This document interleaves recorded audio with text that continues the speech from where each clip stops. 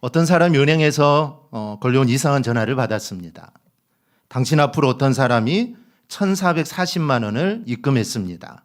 그런데 이분이 입금을 하면서 당신에게 꼭 전화를 걸어 이 말을 좀 전해달라고 부탁했습니다. 당신이 오늘 안에 반드시 이 돈을 써야 하는데 조건은 없다고 합니다. 그렇지만 유익하게 쓰라고 하더군요. 이 전화를 받은 사람이 그 보이스피싱이나 이상한 전화인가 의심이 들어서 은행에 직접 찾아가 확인을 해봤더니 이게 사실인 겁니다. 이 사람은 어리둥절했지만 너무 기분이 좋지 않습니까? 내 통장에 1,440만 원이 들어와 있으니 이것을 어떻게 쓸까 궁리하다가 그 돈을 써보지 못하고 하루가 지나가게 됩니다. 근데 이튿날 아침에 또 전화가 걸려옵니다. 당신 앞으로 1,440만 원이 또 입금되었습니다. 그런데 어제 입금된 돈을 쓰지 않았기 때문에 그 돈은 주인이 도로 찾아갔습니다. 그런데 그분이 말하기를 오늘 꼭 이 돈을 찾아서 쓰시면 그 돈은 당신 것이 됩니다. 이렇게 말했습니다. 그래서 이 사람은 은행에 가서 그 돈을 찾아서 그날 기분 좋게 다 썼습니다. 그런데 이튿날 또 전화가 옵니다. 오늘 아침에 또 당신 앞으로 1,440만 원이 입금되었습니다. 오늘 하루 동안 또 쓰십시오. 그래서 이 사람은 또 썼습니다. 그런데 이런 일이 매일매일 이게 반복이 되는 겁니다. 그 돈을 쓰면서 기분이 얼마나 좋겠습니까? 근데 마음 한구석으로는 어느 날 갑자기 돈이 입금되지 않으면 어떻게 할까? 만약에 지금까지 쓴 돈을 다 내놓으라면 어떻게 하나? 늘 불안한 생각이 들면서 그 돈을 매일 쓰게 됩니다. 여러분, 이 이야기가 의미하는 게 뭘까요? 실제로 있었던 이야기는 아닙니다. 하나님께서는 우리에게 하루 24시간을 주셨습니다. 이 시간을 분으로 계산하면 1,440분이 되죠. 하나님은 우리에게 매일 1,440만 원은 주시지 않지만 매일 우리에게 1,440분의 시간을 주신다는 거죠. 우리는 이것을 내 마음대로 할 수 있습니다. 하나님 우리들에게 마음대로 사용할 수 있는 24시간, 이거를 사실 우리 모두에게 주셨습니다. 그 사람이 아프든 건강하든 돈이 있든 돈이 없든 어쨌든 생명이 붙어 있으면 그 사람은 24시간, 140분을 쓰게 됩니다. 이것이 계속되는 건 아닙니다. 시간이 끝나는 날 하나님께서는 내게 맡겨주신 시간을 어떻게 관리했는가를 하나님은 심판하신다는 거죠. 오늘 본문 16절을 보면 때가 악하니 세월을 아끼라 이렇게 말씀합니다. 세월을 아낀다는 말을 제대로 이해하기 위해서는 몇 개의 단어 정리가 필요한데 그중에 세월과 아끼라라는 단어입니다. 이 세월에 해당하는 헬라어 단어는 두 가지입니다. 이 크로노스하고 카이로스인데요. 이 크로노스는 일반적인 시간을 의미합니다. 즉 카이로스는 일반적인 시간이고 크로노스는 일반적인 시간이고 카이로스는 특별한 시간입니다. 즉 특별한 일들이 발생하는 시간을 의미하죠. 근데 성경에서 말하는 세월은 크로노스가 아니라 이 카이로스입니다. 즉 특별한 시간이라는 것이죠. 이 카이로스는 그 쓰는 맥락에 따라서 주로 시간이나 세월이나 기회로 번역하는데 그중에서 기회 또 찬스로 번역하는 경우가 많습니다. 이 아키라라는 단어는 엑소아로 엑스아고라조라는 단어인데 이 단어는 아끼다, 사다라는 의미입니다. 근데 사다라는 의미가 더 강하죠. 즉 대가를 주고 사서 내 것으로 만든다. 이게 바로 아끼라라는 단어입니다. 이런 의미를 가지고 시간을 해석해 보면 성경이 말하는 시간은 여러분 내 것이 아니라 바로 하나님의 것이라는 거죠. 하나님이 나에게 주셨지만 그러면 내 것 같지만 사실 시간은 내 것이 아닙니다. 하나님의 것이죠.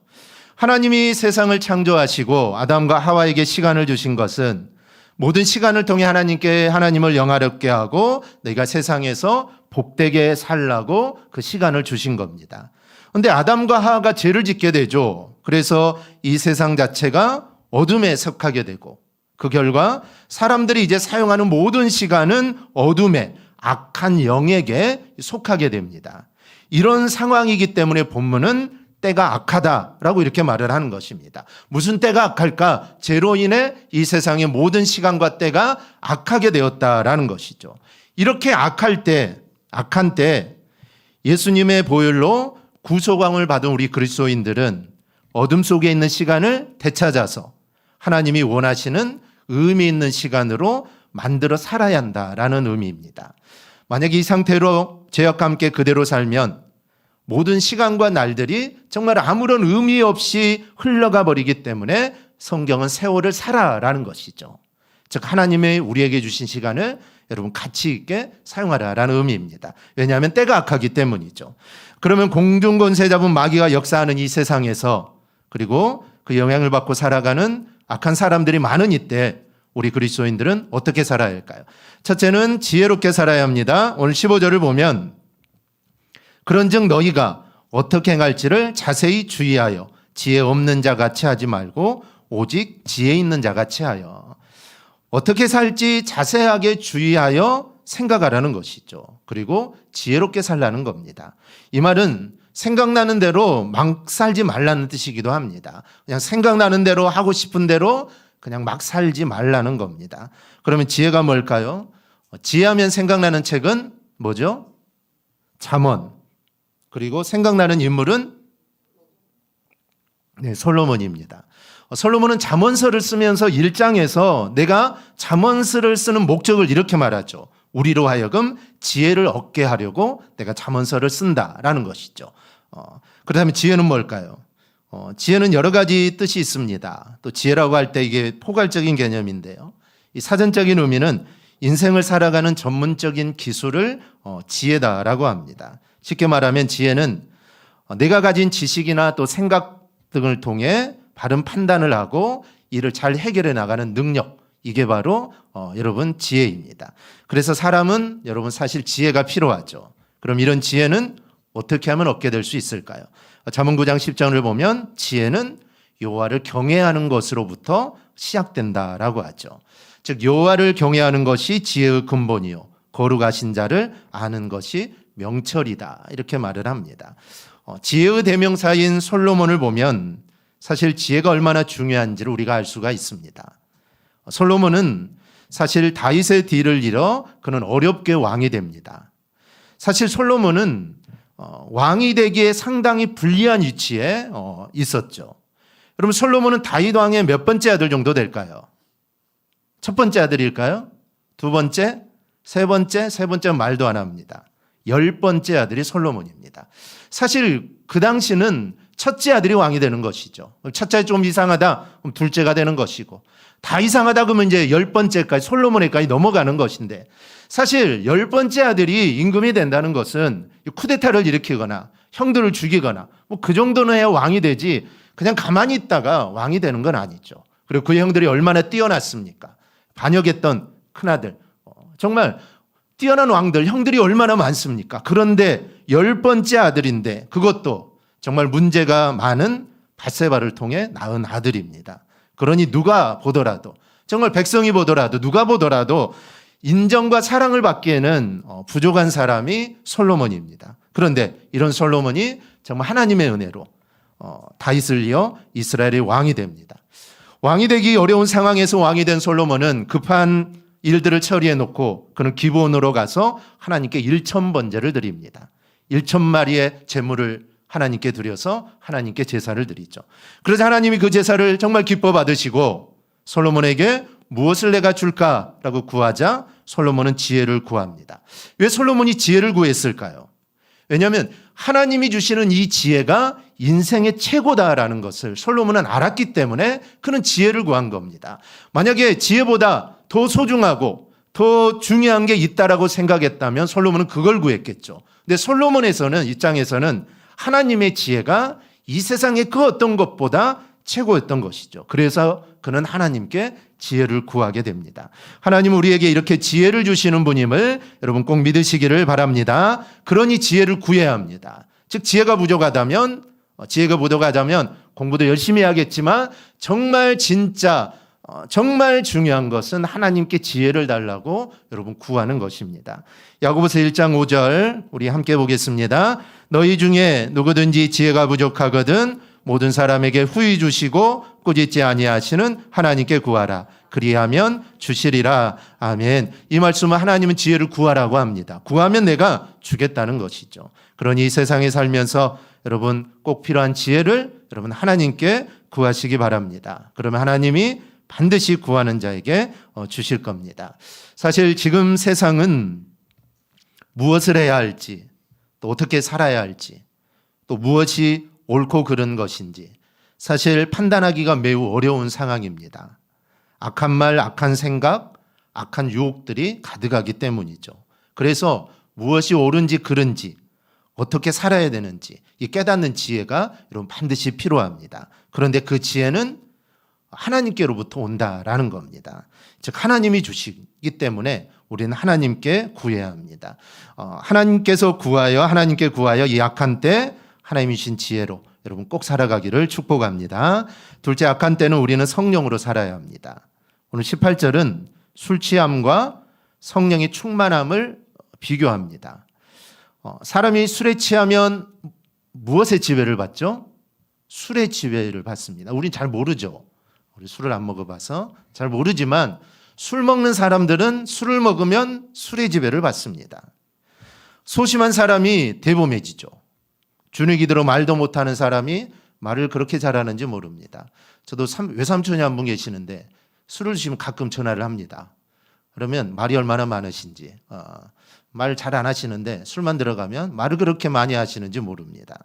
물론 이거는 술 취함의 긍정적인 면을 말하는 것인데 이 본문에서 술 취함과 성령의 충만함을 비교해 설명하는 것은 술을 취하면 술의 지배를 받는 것처럼 성령이 충만하면 성령의 지배를 받기 때문에 이 비교에서 설명한 겁니다.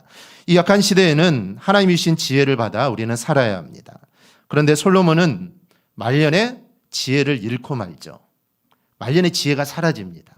그 이유가 무엇이냐면 정말 왕이 되기 전에 그리고 왕이 된 후에는 하나님의 지혜가 가장 중요하고 가장 소중한 것으로 알았는데 좀 지나고 보니까 지혜이신 하나님보다 쾌락과 욕망이 앞서게 됩니다. 즉 지혜보다는 쾌락과 욕망이 그의 삶을 지배하게 되죠. 열왕기상 11장을 보면 솔로몬이 지혜를 잃고 타락하는 장면이 나오는데 정말 하나님을 사모하고 지혜를 구했던 솔로몬이 맞냐랄 정도로 그는 그렇게 타락합니다. 솔로몬은 수많은 외국 여인들을 사랑했는데 그들은 모두 모압, 암몬, 에돔, 시돈, 헷 여자들입니다. 하나님께서는 이스라엘 백성들에게 너희는 그들과 결혼하지 말라. 그러면 그들이 너희 마음을 돌려 우상을 섬기게 할 것이다. 그래서 이방 여인들과 결혼하지 말라고 했습니다. 왜냐하면 이방 여인들이 가지고 온 우상, 그 우상을 너희가 섬기게 될 거다라는 것이죠. 부인이 계속해서 옆에서 꼬드기면 언젠가는 넘어간다는 것이죠. 그러니까 아예 결혼을 하지 말라라는 것입니다. 그럼에도 솔로몬은 그런 여인들을 사랑하여 700명의 아내와 300명의 첩을 거느립니다. 문제는 솔로몬이 하나님을 멀리하고 이 여인들에 빠져 살았다는 것이죠. 그래서 솔로몬이 이 여인들에게 마음을 빼앗겨 그 여인들이 가져온 이방 신을 결국 섬기게 됩니다. 그들을 이 우상을 위해 산당도 지어주고 또 외국에서 데려온 자기 아내들이 그들의 신들에게 분향할 수 있는 제사드린 신전까지 다 지어줍니다. 이들이 더럽다고 했는데 더럽다는 것은 이 우상을 섬기는 사람들은 사람을 죽여 제사를 지내는 악한 행위를 했기 때문입니다. 그래서 그들을 더럽다고 했고 그들과 결혼하지 말라, 우상을 섬기지 말라고 한 것이죠. 하나님은 그 솔로몬에게 2번이나 나타납니다. 그리고 경고하죠. 이방인 신들을 섬기지 말라. 한 번도 아니고 2번이나 솔로몬에게 나타나서 솔로몬에게 경고했는데도 옛날 같으면 들었겠죠. 그런데 솔로몬은 2번이나 나타나신 하나님의 말씀을 그는 듣지 않습니다. 그래서 하나님 분노하셔서 내가 내 언약과 내가 내게 명령한 법도를 지키지 아니하였으니 내가 반드시 나라를 내게서 빼앗아 내 신하에게 주리라. 결국 하나님은 이렇게 하십니다. 그런데도 솔로몬은 정신을 차리지 못합니다. 이 정도 말을 들었으면 그래 정신 차리고 좀 하나님께 매달려야 되는데 그런데 그렇지 않죠. 욕심과 쾌락에 빠져 사니 지혜가 있을 수가 없는 것입니다. 정말 간단하게 생각하면 너무나 쉬운 지혜인데 그 지혜조차 솔로몬에게는 없었다라는 것이죠. 우리도 그럴 수 있습니다. 하나님을 가까이지 않고 우리가 세상을 사랑하면 우리가 죄 짓는 일들을 하게 됩니다. 그래서 우리는 성령 충만해야 한다는 것이죠. 죄를 지으면서도 이게 죄인지 모릅니다.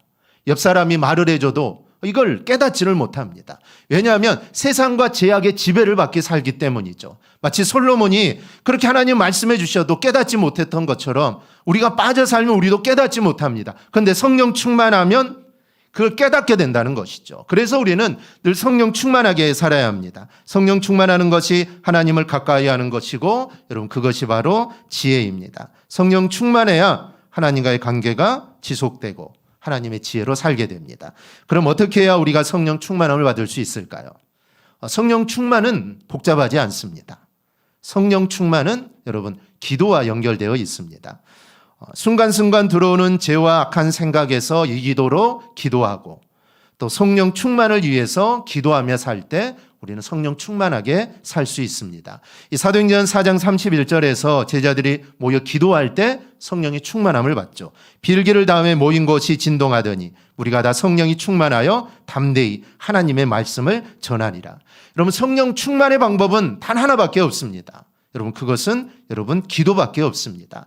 순간순간 내 안에 들어오는 죄가 있을 때 그 잘못했던 것들을 회개하고 하나님의 뜻대로 살기를 사모하며 기도할 때 우리는 성령 충만을 입게 됩니다. 이렇게 살 때 우리는 악한 시대를 이겨낼 수 있습니다. 그러니 우리 모두 꼭 성령 충만으로 살아가기를 축복합니다. 셋째로 악한 시대에 우리는 감사로 찬양하며 살아야 합니다. 오늘 19절 20절입니다. 시와 찬송과 신령한 노래들로 서로 하답하며 너희의 마음으로 주께 노래하며 찬송하며 범사에 우리 주 예수 그리스도의 이름으로 항상 아버지 하나님께 감사하며. 여러분 이렇게 사는 게 성령 충만한 성도의 모습입니다. 순간순간 들어오는 죄의 유혹을 이기기 위해서는 기도하고 깨어 있어야 하는데요. 근데 이거는 수동적인 방법입니다. 성령 충만한 모습을 유지하고 죄의 유혹에서 이기는 적극적인 방법은 여러분 찬양하며 또 감사하는 일입니다. 한례로 하나님의 마음에 꼭 맞는 사람이 있습니다. 바로 이 다윗이죠. 하나님은 당신의 마음에 꼭 맞는 다윗을 통하여 당신의 뜻을 내가 이루시겠다라고 말씀합니다. 얼마나 하나님 마음에 맞았으면 내 뜻을 다윗을 통해 이루겠다라고 하셨겠습니까? 그럼 하나님께서 왜 다윗을 당신의 마음에 꼭 맞는 사람이라고 했을까요? 다윗은 하나님께 묻고 하나님의 뜻을 따라 살고 하나님을 찬양하고 감사하는 사람이었기 때문입니다. 성경에서 하나님을 찬양하는 대표적인 성경이 시편입니다. 시편은 시이면서 찬양이죠. 찬양곡입니다. 그런데 시편 절반 이상이 다윗이 지었습니다. 다윗의 시이고 찬양이죠. 그는 어렸을 때부터 하나님을 찬양했고 왕이 되어서도 4,000명이나 되는 성가대를 만들어서 하나님을 찬양하게 했던 사람이 이 다윗입니다. 이렇게 다윗은 하나님을 찬양하는 것을 너무나 즐거워했기 때문에 숱한 유혹과 미혹을 이겨내고 결국에는 정말 하나님이 기뻐하시는 삶을 여러분 살 수 있었던 겁니다. 그래서 하나님의 마음에 꼭 맞는 사람이 될 수 있었던 것이죠. 이 세상은 쾌락이 유혹하는 시대입니다. 그리고 물질이 유혹을 하죠. 이런 시대에 우리가 어떻게 이것들을 이겨낼 수 있습니까? 하나님을 바라보고 또 하나님께 찬양하고 하나님께 감사하며 여러분 꼭 살기를 바랍니다. 그럼 찬양과 감사와 기도는 사실 하나로 연결되어 있습니다. 그러니 찬양하며 감사하며 우리는 기도하며 살아야 합니다. 하나님이 우리를 지으신 목적 중에 하나가 하나님을 찬양하게 하기 위해서 우리를 하나님은 지으셨습니다. 그러니 언제나 우리는 하나님을 찬양하고 또 감사하며 살아야 합니다. 이게 바로 성령 충만한 삶입니다. 그리고 악한 시대를 우리가 이길 수 있는 지혜입니다. 한 대학생이 노 교수를 찾아가 이렇게 물었습니다. 교수님, 사람이 죽음을 준비하는데 상당한 시간이 걸리겠지요. 그때 노 교수는 예상외로 대답을 합니다. 아니, 그럴 것 없네. 15분이면 충분하네. 자넨 죽을 준비가 되어 있나? 학생은 만족스러운 미소를 지으며 도리어 반문했습니다. 뭐 미리 준비할 필요 있나요? 15분이면 충분하다고 하는데 그냥 죽기 전에 15분 전에 준비하면 되지. 뭐 미리미리 준비할 필요가 있나요? 학생이 나가려고 하자 노 교수가 그에게 물어봅니다. 그럼 자네는 언제 죽을지 알고 있나? 15분 정도면 사실 죽음 준비하는 거 얼마든지 할 수 있습니다. 그런데 사실 내가 언제 죽을지 아는 사람? 사실 없습니다. 사실 갑자기 죽는 사람들이 얼마나 많습니까? 돌연사 죽는 사람이 얼마나 많습니까? 내가 내일 돌연사 하겠구나 안다면 준비할 수 있지만 사실은 내가 언제 죽을지, 지금은 건강하지만 언제 어떻게 될지 사실 알 수 없습니다. 그러니까 매일매일이 사실은 늘 죽음을 준비하는 마음으로 오늘 하루가 정말 마지막이다라는 그런 마음으로 살아가는 게 사실 우리 신앙인들의 모습입니다. 주님의 재림 또한 그렇습니다. 성경은 충성되고 지혜로운 종이 예비하고 있을 때 그에게 복이 있다라고 말을 합니다. 즉 주인이 언제 올지 모르니까 주인이 늘 오늘 아니면 내일 지금 올 수 있다라고 생각을 하고 미리미리 잘 준비하고 정리 잘 해놓은 종이 복이 있는 것이죠. 언제 올지 모른다고 못 거 쓰고 어디로 놓으면 그 종은 벌을 받을 수밖에 없습니다. 주님이 언제 오실지 알지 못하니 우리는 항상 깨어 있고 우리는 항상 예비해야 합니다. 특히 약한 때를 살아가는 우리 모두 항상 깨어 기도하고 또 성령 충만하고 늘 찬양과 감사하며 꼭 살아갈 수 있기를 소망합니다. 그렇게 살아가면 이 약한 시대를 우리는 이기고 우리의 믿음을 지키고 우리는 승리할 수 있습니다. 우리 모두 꼭 이렇게 살아가기를 축원합니다. 아멘. 우리 찬양 함께 하겠습니다.